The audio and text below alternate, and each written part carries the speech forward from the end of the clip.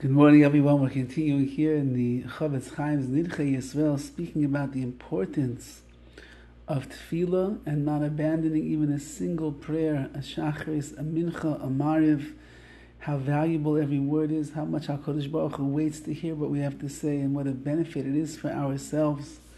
And he writes, V'chol devareinu hi lizoya afilu shelo levatel tfilas ha-mincha. Everything that we've written up until this point is teaching us how careful we have to be, even not to cancel out and miss the opportunity to daven mincha, the afternoon prayers. V'kol shekein tfilas arvis v'shachris, and all the more so must a person be careful not to miss the davening of arvis, of the evening prayers, v'shachris, in the morning. And how careful a person must be not to be mavatel, not to miss out on one of these prayers, the morning and the evening. Chas v'chalila b'shum pam, God forbid, in any time at all. And the reason is, as he's going to write, mincha is amazing tefillah, but, and we'll just add but loosely, but that's only with Ashrei and Shmona Esrei. When it comes to Shacharis and it comes to Maariv, we'll see that there's much more that's going on. Besides the fact that davening, praying itself, is a great mitzvah, to say the Shmona Esrei. There's another positive commandment that rests upon our prayers in the morning and the evening. And that's the mitzvah of reciting the Shema. Someone who says the Shmona Esrei in the morning or the evening,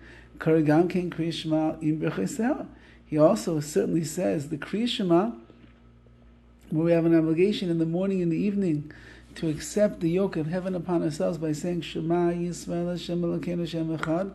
Certainly he's going to say that as well. And in the morning, Gam mitzvahs tefillin. You have another mitzvah that comes along with it, and that's called putting on tefillin in the morning. Because if God forbid Yisra b'met tefillah, a person desists from davening shacharis in the morning, and they don't say Shmona Esrei, Mimele lo yikra Kriya Shema, automatically they're not going to say the Kriya Shema, v'lo yaniach tefillin, and most likely they're not going to put on tefillin either. And anyone who has been around the block knows that this is true. A person that will skip out on shacharis, they will most likely certainly not say the Shema, and unless they are a die-hard tefillin putter-oner, that's the word we'll say, unless they always will put on tefillin at some point in the day, there are chances that they will miss their tefillin as well. We know the terrible punishment that will come to a person who didn't put on tefillin, like we're going to write further on.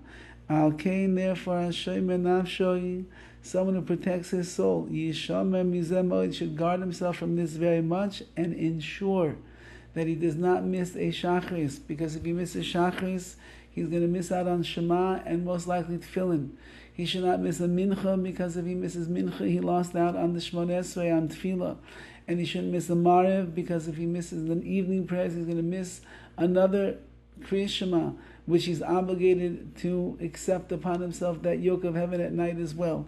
And therefore, says the Horowitz, don't miss davening, don't miss tefillah. There's too many repercussions that come as a result of it, and the negative of all is that you miss the opportunity to speak to Hashem.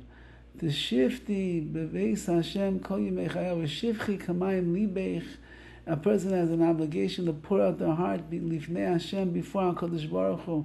And if you don't daven, you miss out on that opportunity. Hashem is waiting all day long for your tefillahs. He's waiting for your prayers. There never was a person like you in the world before. There never ever will be. There never was this moment in your life and time that it is right now. It will never come back. And therefore the prayers that you say right at this exact moment, those are so precious and valuable in the eyes of Hashem.